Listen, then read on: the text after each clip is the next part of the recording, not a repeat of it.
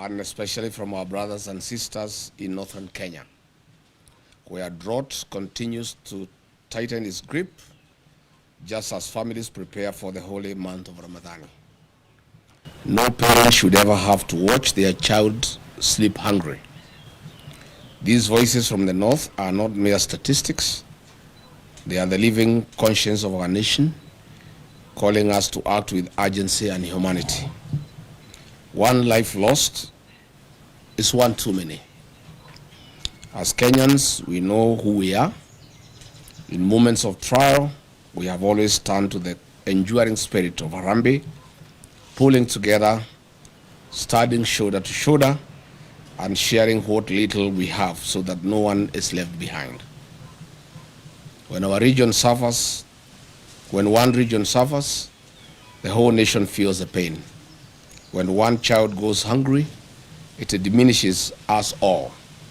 This is why we must rise together under the simple but powerful call of Kenyans for Kenya, a reminder that our strength has never been in division but in unity, compassion, and collective responsibility.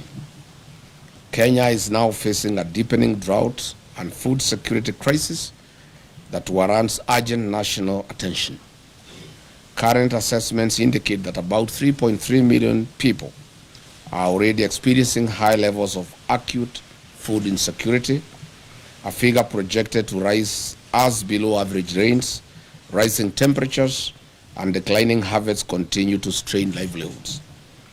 As of December 2025, the crisis was particularly severe among the most vulnerable, with more than 741,000 children under the age of 5 years, acutely malnourished, and over 109,000 pregnant and lactating women in need of treatment, underscoring the scale of humanitarian emergency.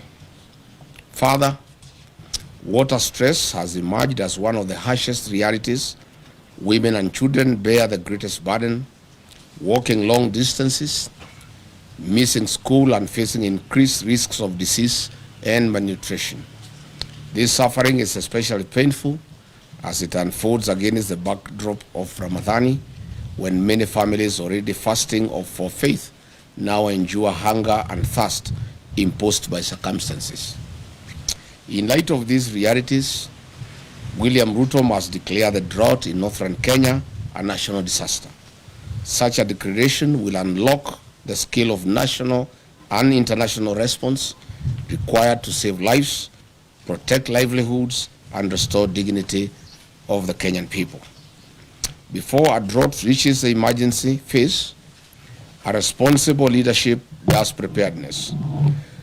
With 3 failed rain seasons, what was expected? Building of water ponds, dams, and allocation of emergency funds in time to those in need. In a meeting yesterday, the government, in a typical knee-jerk reaction, allocated 4 billion Kenya shillings to 23 ASAL counties. This translates to approximately 173 million per county, allocated to 3.3 million Kenyans who are affected. This translates to 1,200 Kenya shillings per person. These funds are way below the minimum food basket recommended by the United Nations to approximately Kenya shillings 2,700 per person in the rural areas. In an expose recently, the Office of the Deputy President spent 338 million on private jets, chartered airplanes, and choppers. Aden Duale's Shah business lost 11 billion Kenya shillings. This government does not take human life seriously. For a young man in Kenya, if they are not killing you in the streets, they are tear gassing you in church or killing you with thirst and hunger in the north. At the same time, the leaders of northern Kenya, who cannot account for Kenya shillings 1 trillion since devolution in 2013, are quiet and enjoying luxury in Nairobi as their people in the north continue to suffer from hunger and anguish. The people of northern Kenya are Kenyans. Their children are Kenyan children. Their hopes, struggles, and aspirations are part of the shared destiny of our nation. Any Kenyan oppressed or neglected today is a warning to us all. And injustice and suffering do not recognize borders or communities. We are and must remain one for all and all for one. Let this be the moment we reclaim the best of who we are, a people who do not turn away from hardship, but who meet it together with courage, with compassion, and with the unbreakable spirit of a nation that refuses to abandon its own. The spirit of Harambee must guide us. As President William Ruto tours the food insecure and water-stressed north from tomorrow to disperse the Nyota cash in Wajir, Mandera, and Garissa this week, he should know that life is more important and people are at the verge of hunger and death. In any case, the whole essence of touring the north is little on Nyota program, but to sanitize the corrupt leaders who have failed the people of northern Kenya. Furthermore, the Nyota program is a World Bank program happening in other African countries like Angola, Mozambique, Nigeria, Senegal, Benin, Togo. Yet we have not seen their presidents turn this into re-election campaign rallies across their countries. As a DCP party that is built on the philosophy of listening to the people, Kenyans have sent us overwhelming questions and concerns about the North and promises made by one William Ruto. Mr. William Ruto, as you go to dance on the podiums in the North this week starting from tomorrow, do not forget to tell the people of the North why only less than 35% of the population have access to basic clean and safe drinking water compared to the national average of about 68%. The North, too, are Kenyans. Mr. William Ruto, in the North, over 850,000 school-going children did not attend school last year, and the same for this year. Mr. William Ruto, the schools in the North have no classrooms, no laboratories, no teachers. Children standing at the trees. Does this prick your humanity, if at all any is left as you head to the North? Mr. William Ruto, health in the North is just as bad. In Mandera County, half of all women give birth at home without a nurse or a medical doctor. Only 6% of children aged 12 to 23 months are fully vaccinated. I do not know whether you understand what this means to the future of the North and Kenya. Garissa County records the highest maternal deaths in the country, with 247 women per every 1,000 dying during childbirth. Your closest friend and partner, Aden Duale, is the CS for Health, and he comes from Garissa. Tell him to explain this phenomena to the people of Garissa and the North. You should also explain why you don't ask him these hard questions. Mr. President, in Wajir County, 90% of the population lives in extreme poverty, the highest in Kenya. Marsabit records 85.8%, while Mandera, Isiolo, and Garissa each have over 77% of their people struggling to survive. These are not just numbers. They are mothers dying, children going hungry, and families suffering every day. And because, William Ruto, you are part of the mess in the North through lies and fake promises, please, before you make other promises starting tomorrow, note that the promises you have made to the North in the last 3 years are running into trillions of shillings burdened in lies. We take the trouble to remind you some of them. Mr. President, on 25th of November 2023 at Loyangalani Cultural Center in Marsabit County, while attending the Marsabit Lake Turkana Cultural Festival, you openly lied to the residents of Marsabit that they will be connected to the national electricity grid through Lake Turkana wind power by the year 2024. We are in 2026 and the status quo remains. Mr. Ruto, you lied that power main grids would be constructed immediately in the towns of Moyale, Marsabit, and North Hall. Zero works have commenced. As Ramadan nears, please give these Kenyans power. They do not need to cross to Somalia and Ethiopia to get ice cubes like they have done in previous years. Mr. Ruto, you lied that the Ministry of Mining, Blue Economy and Maritime Affairs would construct with immediate effect fish landing sites and fish processing zones in Turkana County. 3 years later, all we see is cattle rustling and ravaging drought. William Ruto, you lied that the Turkana University College would be granted a charter by the year 2024 to be a fully fledged public university. As usual, where is the university charter for Turkana University for the last 3 years? Mr. Ruto, you lied that FGM would be dealt with accordingly and perpetrators be held accountable. Today, the prevalence of FGM in Marsabit County is at 83%, ranking Marsabit County as the third highest county in Kenya in FGM prevalence. I hope you understand what this means to women and girls of Marsabit as they look forward to exploiting their full potential. Why lie to women and girls, Mr. President?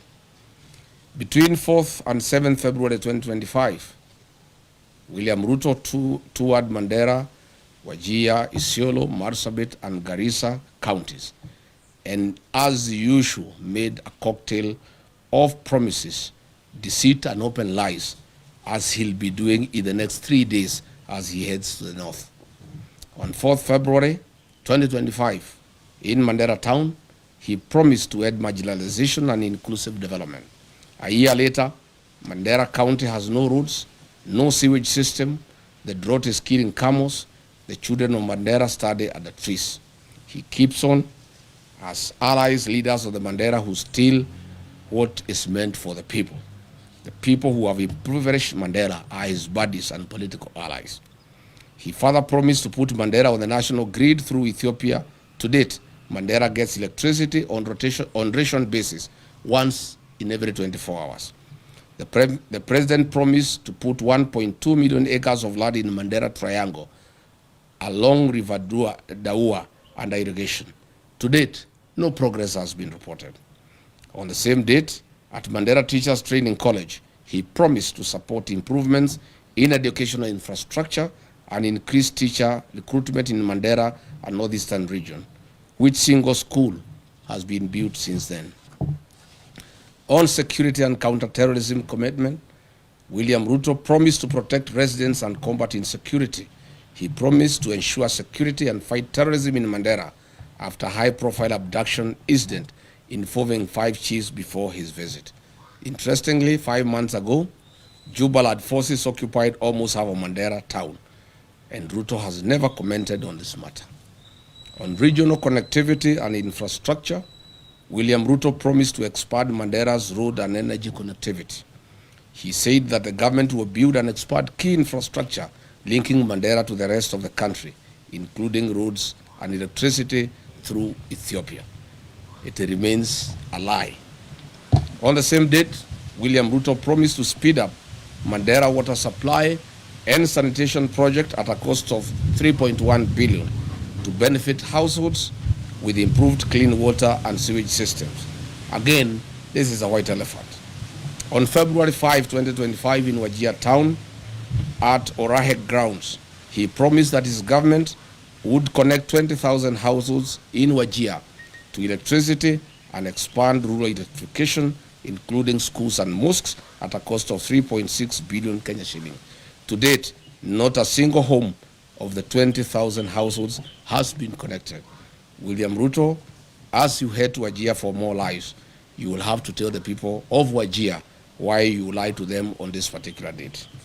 On ending marginalization with equal development, he promised to ensure equitable development for Wajir and the broader northeastern region, eliminating discriminatory policies and promoting economic growth. Unfortunately, he is working with and sanitizing leaders of the north who loot public resources for their benefit to build malls and flats in Nairobi, in Dubai, and in Cape Town. He further promised to launch and support local projects in Wajir, including sites like Tarbaj Teachers Training College, livestock vaccination drives, county assembly facilities, industrial parks, housing projects, hospital facilities, and more. Zero progress. On 31st of February 2024, William Ruto, who are in Marsabit County, launched the following projects. Periodic maintenance of Marsabit A2, Orange House, Kiwanja Dege Primary School, and A2 to Mata Aruba A2 road, which is 5 kilometers. Today, there is no progress. He launched again another project of 42 million Kenya shilling for periodic maintenance of Marsabit Bypass Road to be completed within 9 months. Again, it's now 2 years.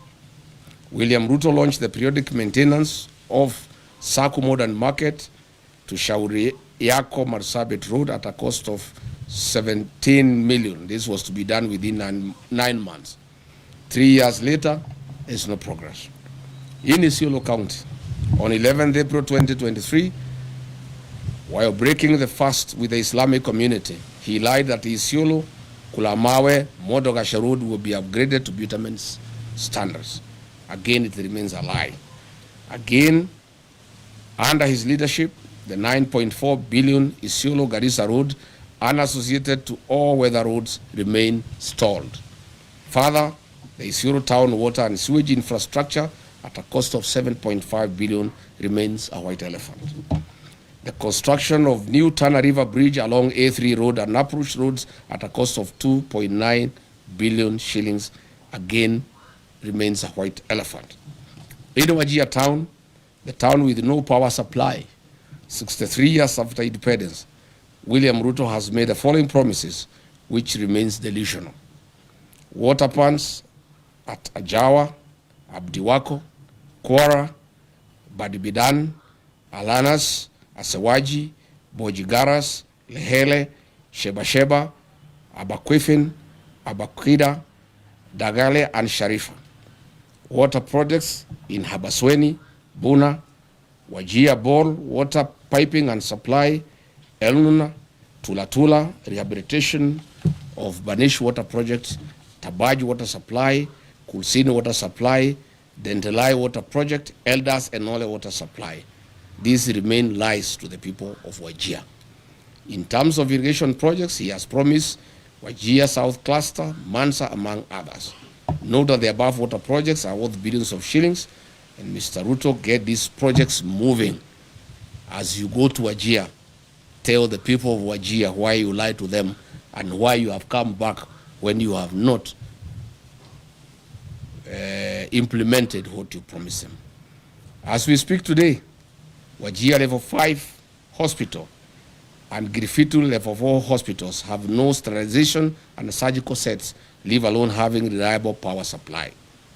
William Ruto, with the governor of Wajir, you may need to explain this to the people of Wajir.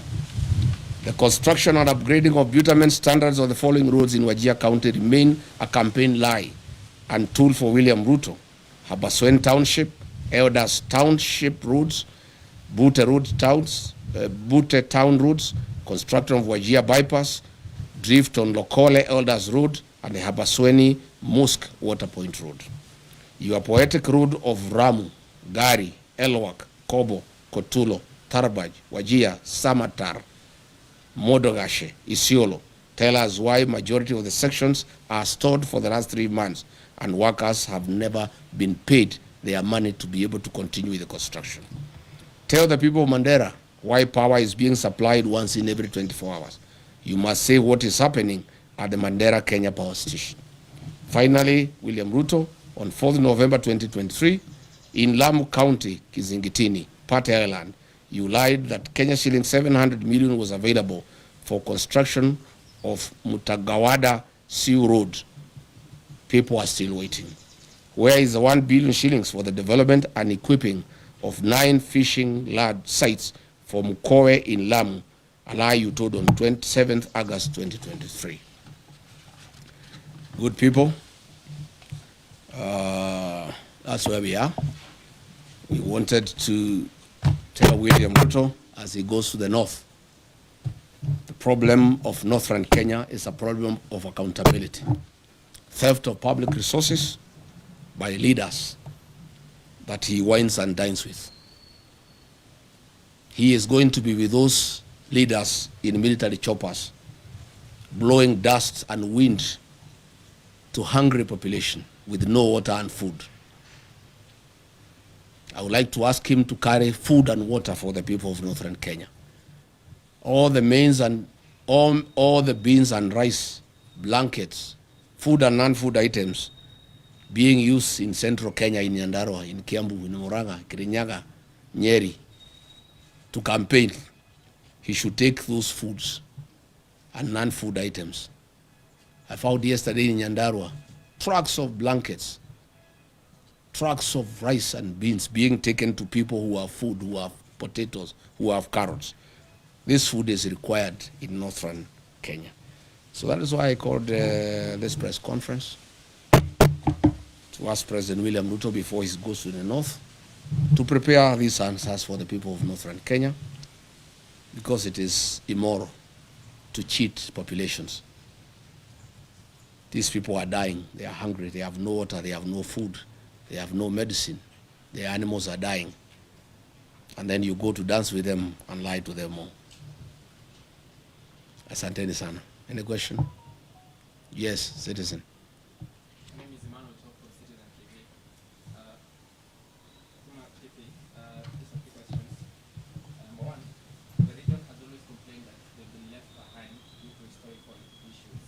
What do you say about that? Because they have been marginalized, according to them. Number two, this is the first time that you're having a presser after the changes at IBC. Are you okay with the person who is acting now?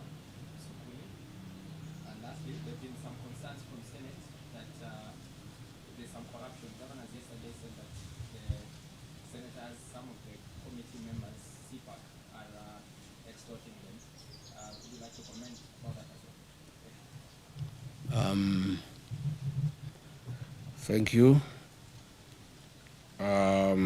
What was the first question? The first question is about the historical... Yes. It is true that northern Kenya suffered marginalization historically, but lucky for them, the 2010 Constitution was very kind to the people of northern Kenya. The 2010 Constitution ushered in devolution. It brought the equalization fund. And since then, the people of northern Kenya have received billions of Kenya shillings from 2013. Again, the CDF has been a very fair program for the people of northern Kenya. Unfortunately, the marginalization that has been perpetuated by the leaders from the region. I have put them to task to explain to the people of northern Kenya where is 1 trillion shillings that has come to northern Kenya from shareable revenue through devolution, money for CDF, money for the equalization fund. When you go to Wajir, to Mandera, to Garissa, to Isiolo, to Marsabit, there's nothing on the ground. If you come here to the mountain region, you will see money meant for CDF. There are all manner of schools. All schools have tiles. Schools have cabro. They have modern buildings. If you go here to Kajiado North, the money for CDF is visible in the rest of the country. But there's nothing in northern Kenya. Zero. All these leaders are just here in Nairobi. But there's no accountability because they don't even allow audit to take place. They feign insecurity so that audit has to go into northern Kenya. If you look at the money that has been given to the governor since 2013, there are no hospitals, there are no dispensaries, there are no health centers, there are no ECDs, there are no roads, there's no water, there's nothing. Northern Kenya requires a special audit of all the funds that have been disbursed to those areas since that time. Number two, you have asked about IBC. We went to IBC and raised various issues. Of course, we did demand the removal of the CEO, and we are grateful that he has been removed. We call for a transparent and open recruitment of a CEO with no interference from the state. Further, we call upon the IBC to terminate the contracts for the mathematics system of conducting elections, the Venezuelan technology that was illegally extended by the outgoing CEO, Juan Marjan. He did it when there was no commission.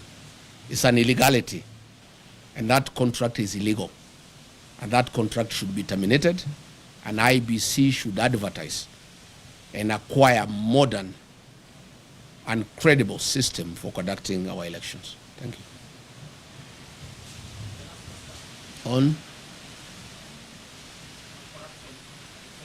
Yes. Most of these governors cannot complain of extortion. Why they are being is extorted, especially the ones from northern Kenya. They have stolen all the money meant for the people. So I gather the senators are reasoning that since they have stolen from the people, they need to steal from them. Of course, two wrongs don't make a right. Of course, the Senate and the National Assembly has been a theater of corruption. When I was being hounded out of office, the senators who hounded me out of office were given 10 million shillings each, and others 20 million. It's a den of corruption. And so is the National Assembly. And by extension, all public institutions. So this is something that we intend to correct when we form government. The United Opposition intends to deal with corruption head-on because it's the greatest challenge that we have as a country. We have a very, very serious challenge where we even have budgeted corruption and where corruption has been institutionalized and people don't find it anything wrong. Again, William Ruto has really encouraged people to practice corruption. He is bribing people in the loans of State House openly when everybody can see. He calls people and gives them bribes. So once the president has shown that bribery is a way of life, the senators have learned from him because he also started by bribing them. So when he is not available to bribe them, they have to be bribed by somebody else. And so bribery has become a normal way of life in this country, and it has been perfected by William Ruto. He is shamelessly, with his deputy, going around in the country with sacks of money stolen from institutions like Kenyatta National Hospital to bribe people for re-election. And therefore the senators, the MPs, the police, the administrators, everybody is learning from the best. William Ruto is the one who has perfected bribery as a way of life. And therefore everybody has learned from him. And that is the country now that we have. And that is why we are preparing for the next election to correct this situation by removing from office and bringing a government that is transparent and accountable. Yes? Yes, there's Apollo TV 57. There's a petition in court to stop political meetings in State House. What's your reaction to that? Number two, how far have you gone with plans in search of the United Opposition Club Theatre, and are there any planned meetings coming up? Number three, you promised to name the Witima Church attack suspects. How soon are you going to name them? And number four is... Too many questions. Those are enough. One, we agree with that petition. State House has become a scene of crime. Instead of being a coveted institution where good policies are conceived and pronounced, it has become the center of corruption and bribery. It has also is no longer a national institution that looks after the people of Kenya. It is now the headquarters for UDA party and the election of William Ruto. William Ruto has abandoned government. He's not running the government anymore. He's just thinking about the election. So State House is a campaign scene, and again, a scene of corruption and bribery. We are committed to have one single presidential candidate to face William Ruto. We want to ask patience from the people of Kenya. Coalition building is a delicate affair, but the people of Kenya have been very clear to us that they want one candidate to face William Ruto, and we want to give them that commitment. On my part, I want to give that commitment. And when I listen to my sister Mada Karua and my other brothers in the alternative government, they are all committed that we shall have one single presidential candidate to face William Ruto. What I want to ask is patience, and there is no hurry. Mwai Kibaki, the third president of the Republic of Kenya, was named as the opposition flag bearer on the 14th of October 2022, when the election was on 27th December the same year. 2 months, 13 days apart. There's no hurry. We can take our sweet time. If you ask me, we should not be in a hurry. Anything from March, April next year is good enough. We told IG Kaja that we shall go back on the 16th for a report. We want to hear from him. I have information William Ruto has said those people should not be taken to court because he will be indicted. And he will be shooting himself in the foot because they are actually policemen and politicians very close to him. The investigations have actually unearthed all the police officers who were on the scene and the politicians who hosted them and who planned the attack. But there will be a very serious cover-up. I have information that William Ruto has said that he would not allow the prosecution of those politicians and those policemen because his government will be right in the center of it. But let's cross the bridge when we get there. We'll go to see the IG on the 16th. He promised us that he'll give us progress report. And we told him we want arrest and prosecution by then. But let's cross the bridge when we get there. Last one. Yes.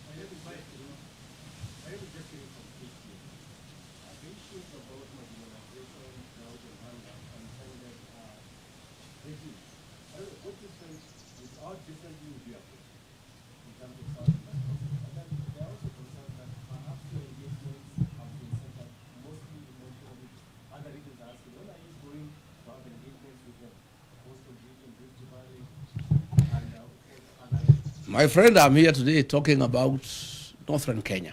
I'm a Kenyan leader. William Ruto has unsuccessfully tried to say I'm tribal because I come from the mountain and I spend a lot of time there because it's home. Even you people, when you go to work, in the evening you go back home because that's home. I'm a Kenyan leader and I'll be talking about Kenya. I'm today talking about Northern Kenya. Later tonight, I have radio stations from the Ma community discussing issues in Narok, in Kajiado, and in Samburu. I want to say the 2010 Constitution dealt in a very big way with the issue of marginalization. My administration will work on accountability to make sure that funds, public funds, appropriated by the National Assembly and given to the counties and given to the MPs through the Constituency Development Fund, those funds are spent prudently for the purposes for which they were appropriated. I don't think we have really a big problem about lack of funds. It's the issue of accountability, and more so the North. The people of Northern Kenya have borne the brunt of lack of accountability. And they have been taken for granted for too long. And that's why they're happy with me. And I can tell you, President William Ruto has the MPs and the governors in Northern Kenya and the senators. I have the people. The people are with me because I'm talking their language. And I've become a very serious defender of the people of Northern Kenya. And I want to give them a solemn promise and undertaking that in the next 1.5 years, I'll be their spokesman. I'll bring out all the issues that bedevil their region. I'll call out their leaders until they get justice. And after I'm elected president, I'll sort them out. I'll carry out a special audit on funds allocated to those regions from 2013 to date. And those who have misappropriated those funds will be held accountable. And they must pay the price for stealing public funds. Yes. What do you have to say about the health situation in the Kenya region now that you are against the food supply system being used by politicians? The drought situation in Mount Kenya region is very minimal. There are very few areas that receive relief food in the Central Kenya region, where I worked for many years as a district officer. I know the Mount Kenya region like the back of my hand. We have some little challenge in Tharaka, some little challenge in Bere, some little challenge in Katwanyaga, in Thika, some little challenge in Kakuzi, in Maragua, some little challenge in Karai, in Kikuyu, some little challenge in Deya, in Rimuru, some little challenge in Kieni, in Nyeri. That's it. And a little challenge in some parts of Ndarawa, in Nyandarua. We have no business sending food to Kinangop. It's the basket of this country to give food to the people of Kenya. You have no business sending food to Kirinyaga. You have no business sending food to Madeira. You have no business sending food to Tigoni. You have no business sending food to Gatundu. Those are people who have food.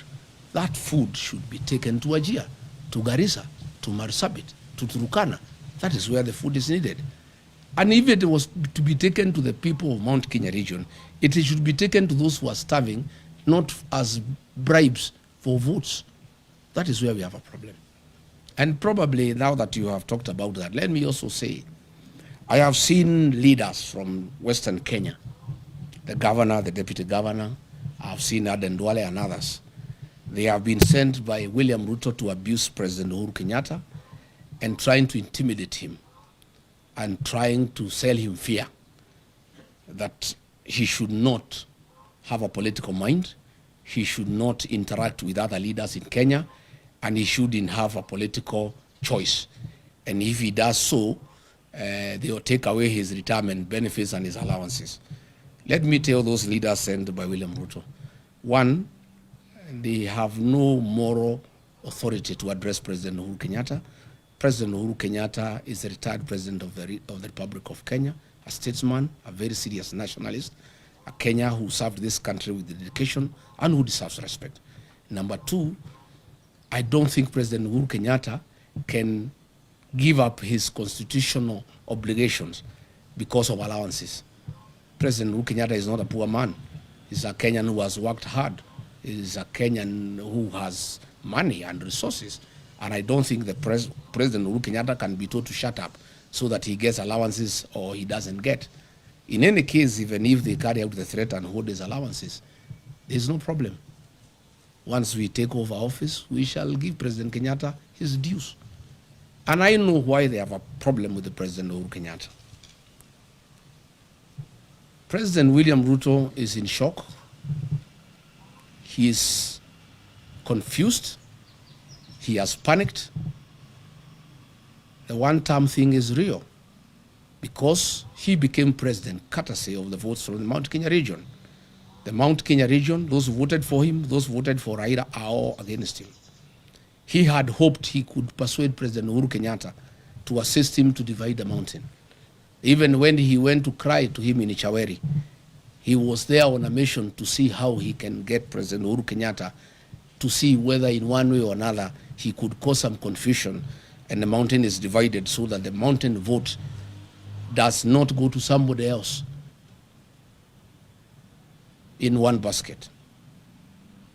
President Uhuru Kenyatta cannot allow President William Ruto to divide the mountain.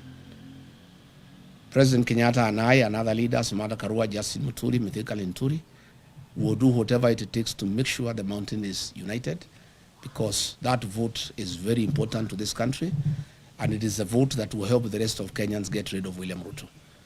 So I want to ask William Ruto to stop sending junior leaders to abuse President Uhuru Kenyatta. President Uhuru Kenyatta left you a great country. When he left office, the health system was working. In 3 years, you have destroyed the health system.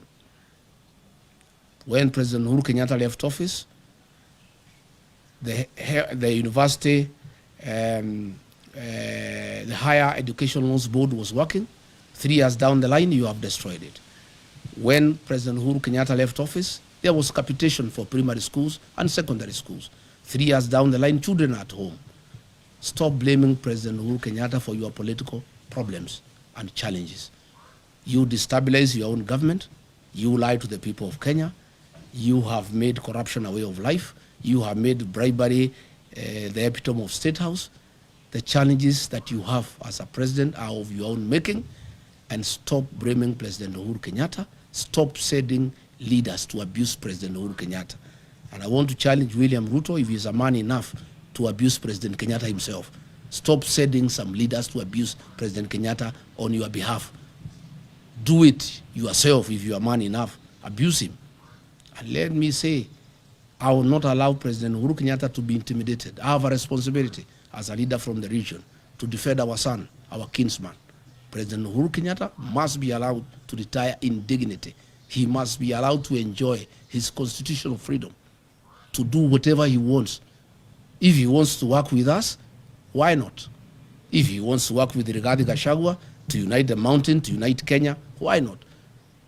And I want to tell William Ruto, I heard him saying that Azimio cannot be anything without ODM. He is lost. The ODM of Raila Odinga is not the ODM of today. What William Ruto is holding is a shell of ODM, the fake one, of Junet Mohammed, Gladys Wanga, and Oburu Odinga. The ODMB, the one with the people, is gone and is in one term. The people of Ukambani are gone, they are in one term. The people of Kisii are gone, they are in one term. The mountain is gone, is in one term. And by the way, there is no UDA without the mountain. It's a shell. So let him not, and he should know, Azimio only lost because the mountain did not go to Azimio in total. As we talk, the mountain, Azimio, United Opposition, ODMB, all of us are in one term. We'll get 70+1 and we'll make him one-term president. So let him stop sending people to abuse President Uhuru Kenyatta. Let him not demean Azimio. Let him deal with his own challenges that are self-inflicted. He mismanaged politics. He mismanaged the country. He made corruption a way of life. He made lies as his trademark. And Kenyans are fed up because they can see through him. And therefore, he should sort out his own problems, and he should not send people to blame President Uhuru Kenyatta for his woes. And I want to say to the people of Kenya that I will take time. Anytime Uhuru Kenyatta is attacked, I must defend him as our retired president, as my brother, as my kinsman. And I have a responsibility to do so. And that I'll be able to do from time to time. Thank you very much, asanteni sana. Mungu abariki. I think we have said enough, asanteni.